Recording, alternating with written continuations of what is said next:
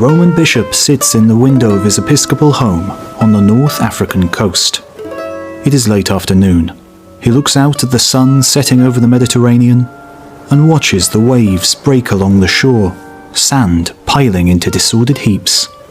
When the sun sets, it will be time to light the lamps if he wants to continue his work. He is Augustine of Hippo, theologian, philosopher, and saint, famed for his 5 million words of writing that have survived to the modern age. He longs for the golden light to remain, for time to pause or even run backwards. What might that look like, he considers. The sun would rise from the horizon, not so different to the glory of a dawn. But all else would seem very strange. The waves crashing on the beach must collect and assemble themselves in a most unnatural fashion, with water droplets rising towards one another into a teetering pile before retreating back out to sea. It seems to violate the Lord's natural order, and Augustine shies away from the discomforting thought. What then, if he could witness time laid out before him, moving forward inexorably, from one moment to the next? The waves would crash unceasingly on the shore, advancing on the bustling town until it reduced his home to little more than a heap of rubble and sand. As his quill drips ink onto the parchment, Augustine's mind wanders to see time itself advancing, ruining all in its path, spreading its relentless chaos.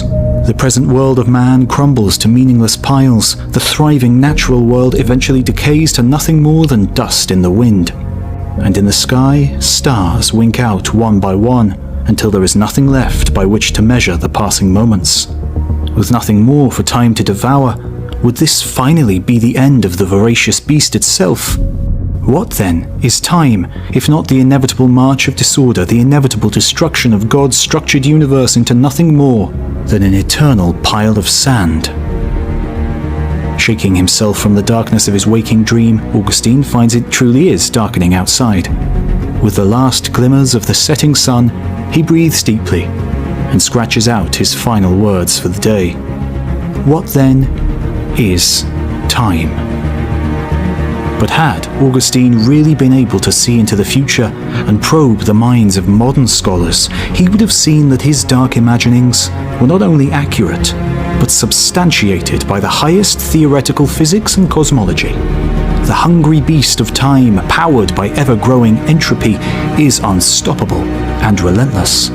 It is driven not by some demon bent on destruction, but by the unassailable forces of mathematics that have gripped the cosmos from its first moments to its inevitable end. This entropy, bound up in the mathematics of particles and energy, powers the arrow of time, forcing our eyes forward into a future that is unavoidable as it is disturbing, and a past that is forever just out of reach.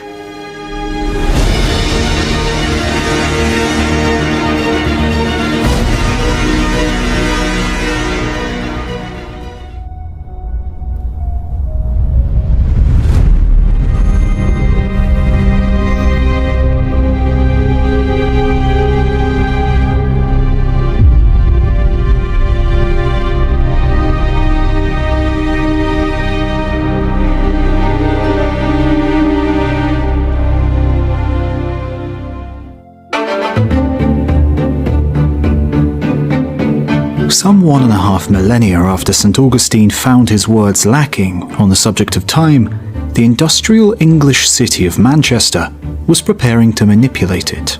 In the early 19th century, timekeeping clocks were calibrated against local sundials, giving rise to times that could differ by as much as 30 minutes between the west and east coasts of England. But with the advent of the Industrial Revolution and the spread of the railway network, the country suddenly needed a unified system. Now, the difference of a few minutes between London and other stations on the network could mean passengers missing their trains or even collisions on intersecting tracks. And so, it was decided that, for the first time in history, time itself would be changed. In January 1846, the residents of Manchester collectively travelled through time, jumping 13 minutes in an instant as the town's clocks were adjusted to match the standard time set by the Royal Observatory in Greenwich, London. Although time had been measured for millennia following the passage of the sun across the sky, this was the first time it had been standardized, thanks to the incessant march of industry. But in truth, this so-called standard time is arbitrary, little more than an imaginary structure for our busy lives. The sun still sets in Manchester 13 minutes later than in London, regardless of the time on the clocks. And yet, the steam-powered locomotives of the Industrial Revolution did open our minds to the nature of time, in an altogether unexpected way. Some 20 years before England's clocks bent to the unstoppable force of the railway, efforts to understand the heat engines that powered these mechanical juggernauts led French engineer and physicist Sadi Carnot to make a prophetic observation. Steam engines had been quickly adopted across the rapidly industrializing world, bringing success and riches to all who embraced them. But little work had been done to understand how they really worked. This was the concern of Carnot when in 1824 he penned his influential Reflections on the Motive Power of Fire. His observation, which may seem simple and obvious now, was that heat always flows from a warmer body to a colder one. This explains how a fireplace can warm a cold room, why ice cubes melt when they're left in the sun, and why molten, newly formed planets solidify and cool in the cold vacuum of space. It is an irreversible natural process, and it is this that provides the motive power in all heat engines.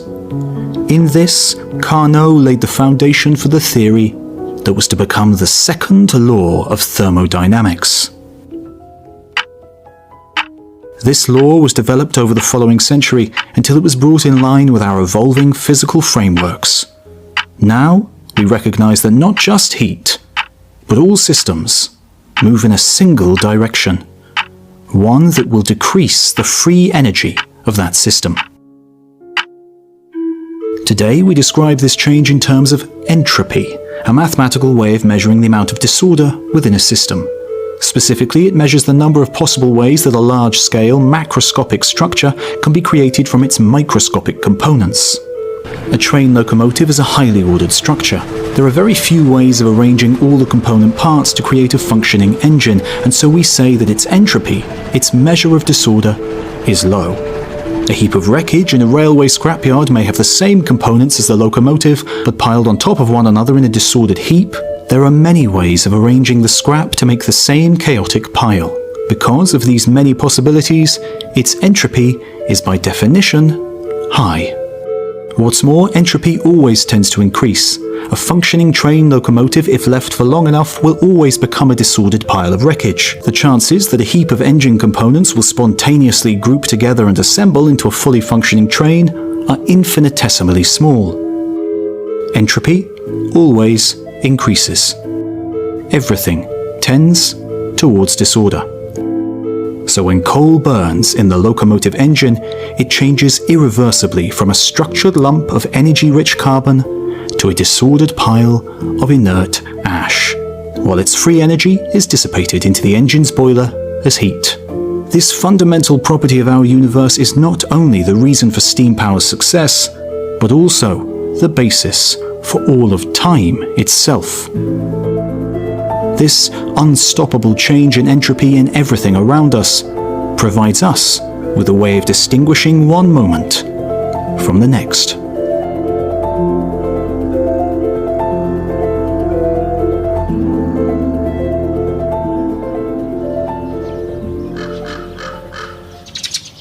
It was just past dawn when Arthur Eddington began walking home through the streets of Cambridge.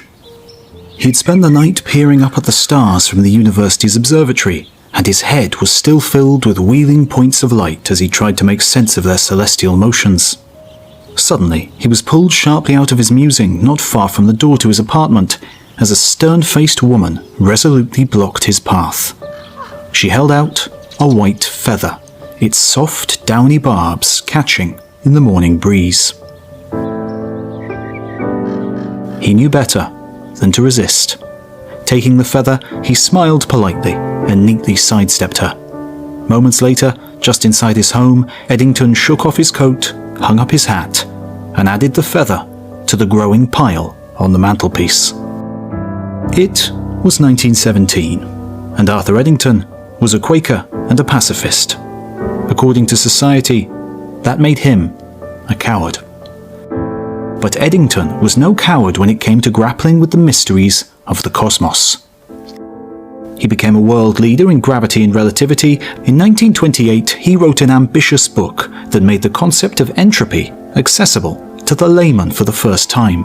In it, he asked the reader to imagine the universal increase in entropy as an arrow, which can only ever point from order to disorder, from the past to the future. In this, he laid the foundation for the arrow of time, defined by the directional change in entropy from one moment to the next. As time moves forward, things become more disordered, and the passage of time is represented by this inescapable growth in cosmological chaos. The arrow of time thus describes why time must always move forward, why cause must precede effect, and why we can only ever experience it in that way.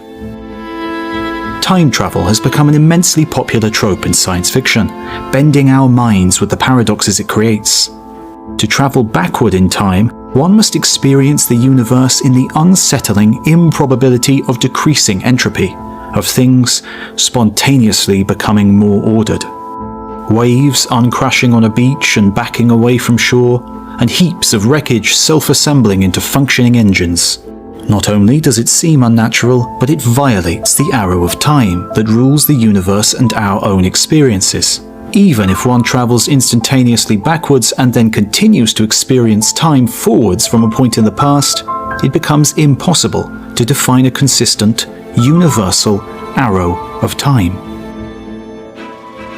Theoretically, if we could find a way to travel faster than the speed of light, then through the mind-bending relationship between space and time, we would also be moving backwards in time. So says the mathematics, at least, but the reality is quite different. The speed of light is one of the most reliable, unassailable constants in the universe today. When we travel at the speed of light, Einstein's equations of relativity tell us that our mass rises to infinity, while our size shrinks to zero. Surpassing that breaks every law of physics we know of. Not only that, but by jetting into space faster than light and backwards in time, we would arrive at our destination before we had departed. We become trapped in a causal loop, isolated from the normal universe where, thanks to the arrow of time, a cause must always precede the effect.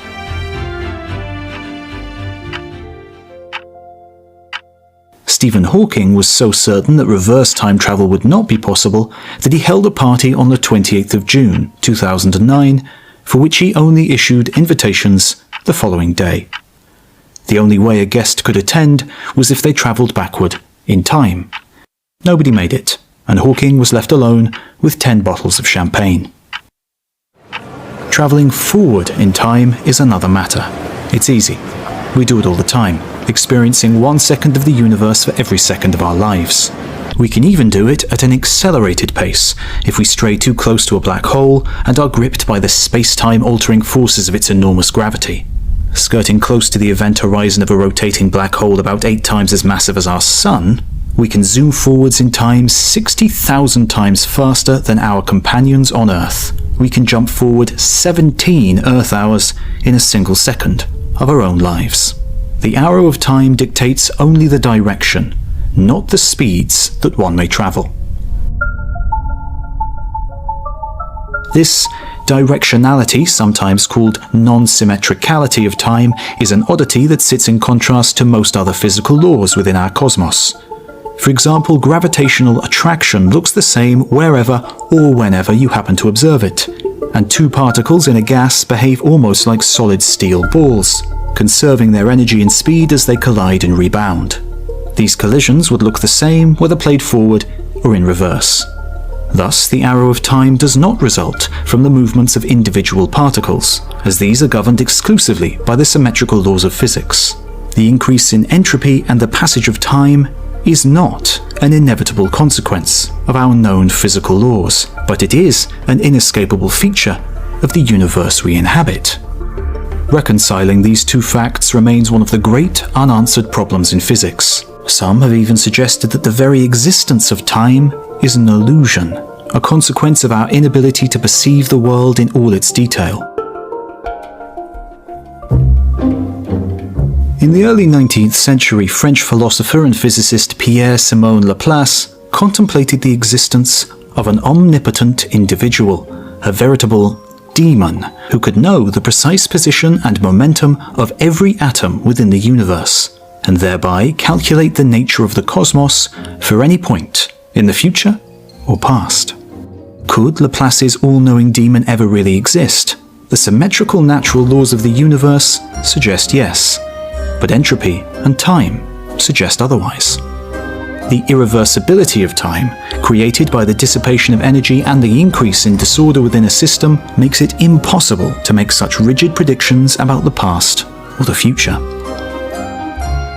What's more, on the tiniest scale, the universe is ruled by quantum mechanics, whose central tenet is one of uncertainty and fluctuation. Quantum uncertainty means it is impossible for us to simultaneously know the position and speed of a single atom, let alone all of the atoms in the universe.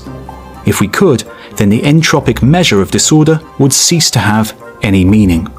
Entropy itself would not exist, and neither would time. But this doesn't address the question of why there is asymmetry in the first place. Modern scientists have suggested that our ability to draw the arrow of time is a result of our relative proximity to the Big Bang. Just as the concepts of up and down only have any meaning when close to the surface of the Earth, so it is our nearness, cosmologically speaking, to the beginning of the universe that allows us to orient ourselves in time. If that is the case, then the Big Bang must have represented a moment of extreme conditions, from which the universe is still winding down, nearly 14 billion years later.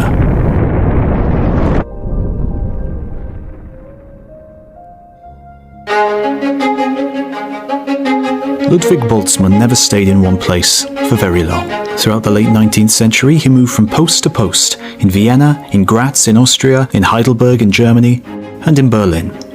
In this, Boltzmann's personality mirrored the behavior of the atoms that he studied, always moving, never ceasing, filled with unpredictable energy that could fling him in one direction or the next, from exalted joy to suicidal depression. Yet his mood swings did little to dull his scientific fervor.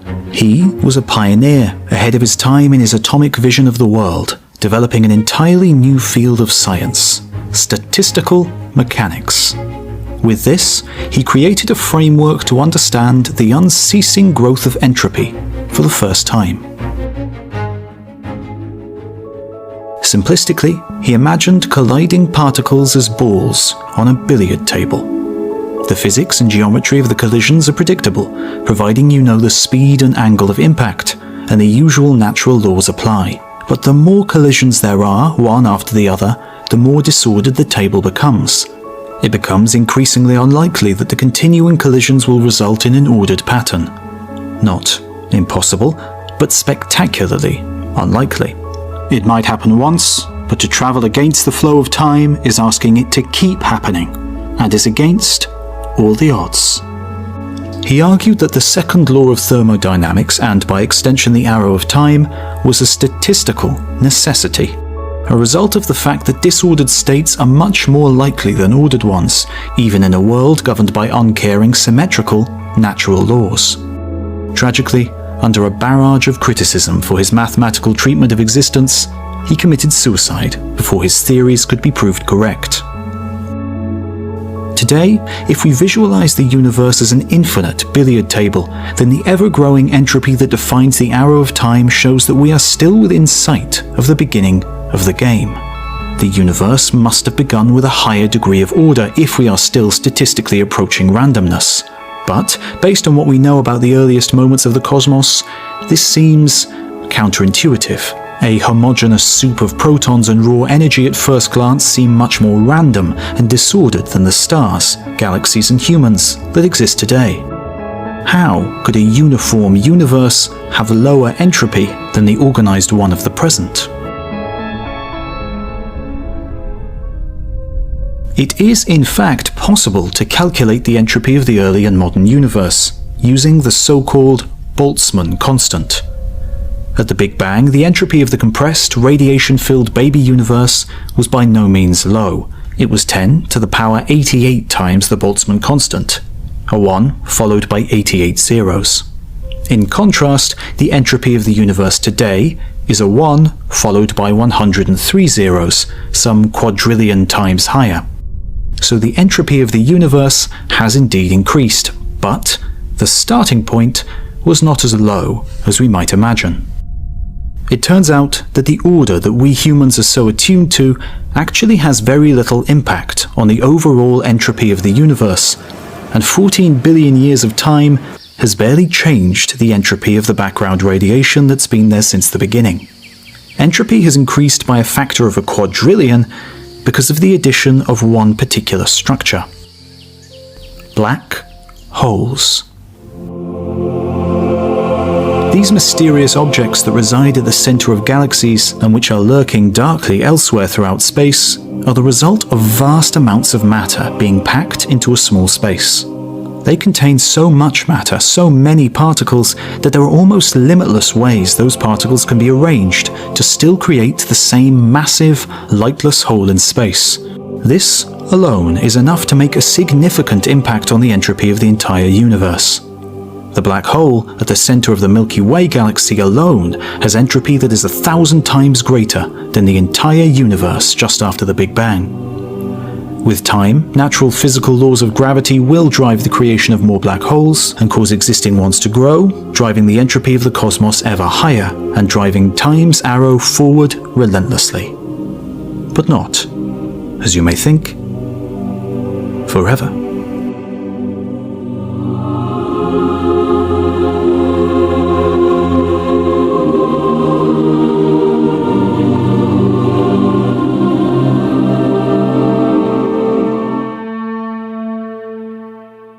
The heat death of the universe will see all energy evenly distributed across near infinite space. For now, entropy continues to increase inside black holes, and the disorder of the universe as a whole gradually grows as time's arrow flies ever forward.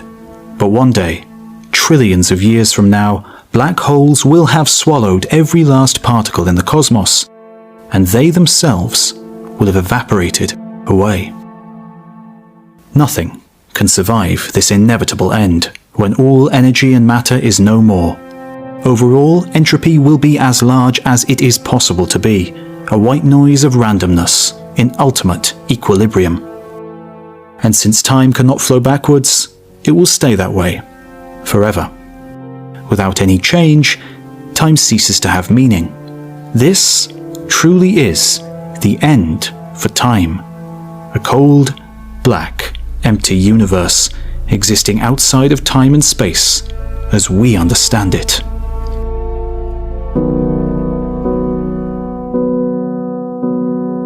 But it would be wrong to assume that nothing happens in this empty universe.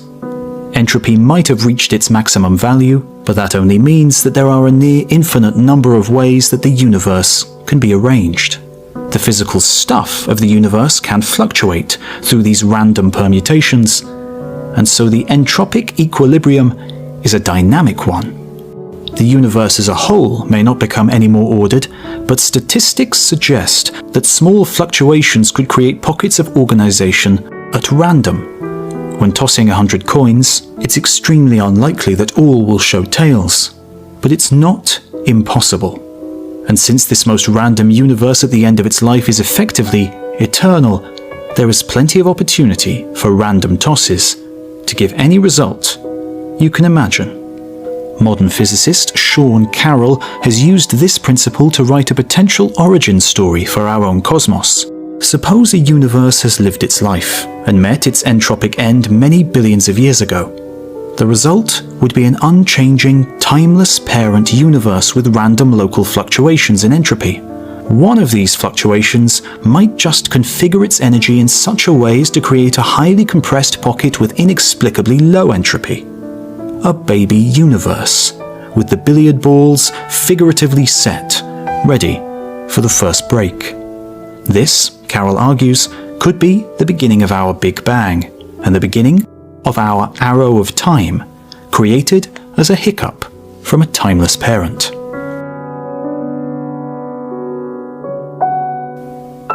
The idea seems compelling and seems to fit neatly with some cyclical origin stories. But it also raises a strange and disturbing possibility. An aged parent cosmos that can create an entirely new baby universe can also use its limitless coin tosses to create pretty much anything else we might imagine, including more of us.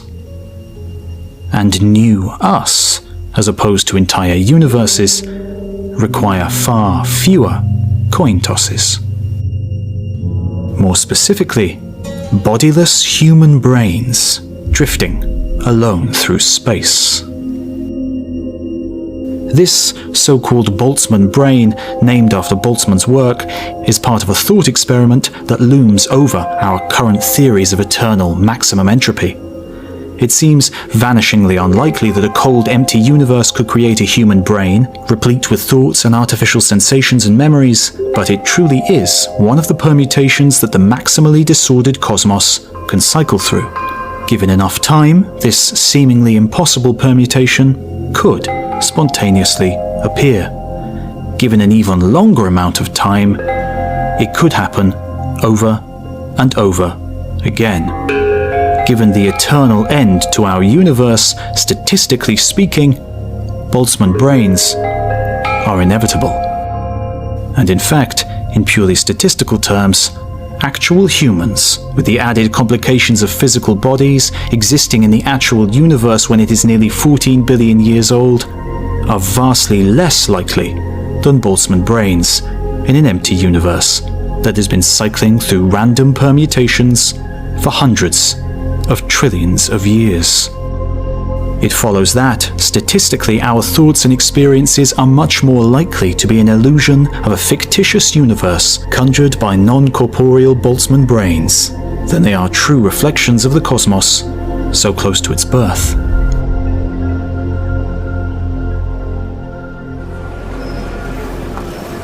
Of course, physicists don't believe that this is really the case, and the goal of modern cosmology is to find a theory that does not threaten our existence and create a timeless eternity filled with dreaming horrors. If we really are here experiencing the universe at nearly 14 billion years old, then the idea that the universe will exist forever in timeless stasis must be wrong. We need a theory that will produce a definitive end to space-time before statistics has the opportunity to create Boltzmann brains to outnumber us.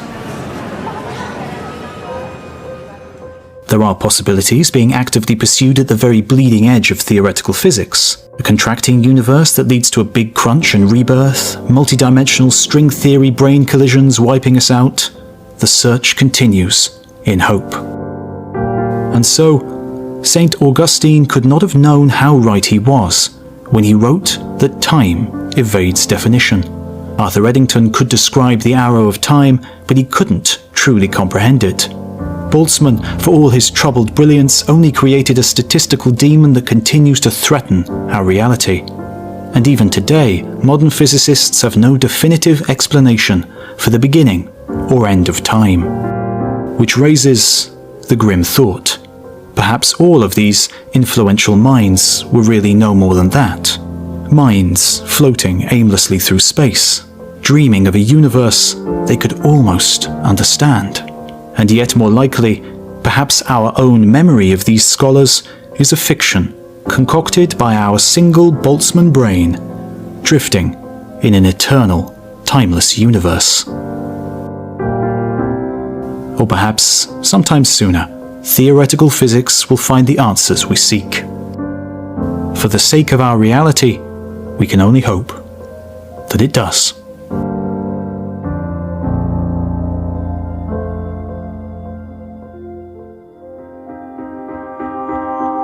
You've been watching the entire history of the universe. Don't forget to like and subscribe and leave a comment to tell us what you think. And we'll see you next time.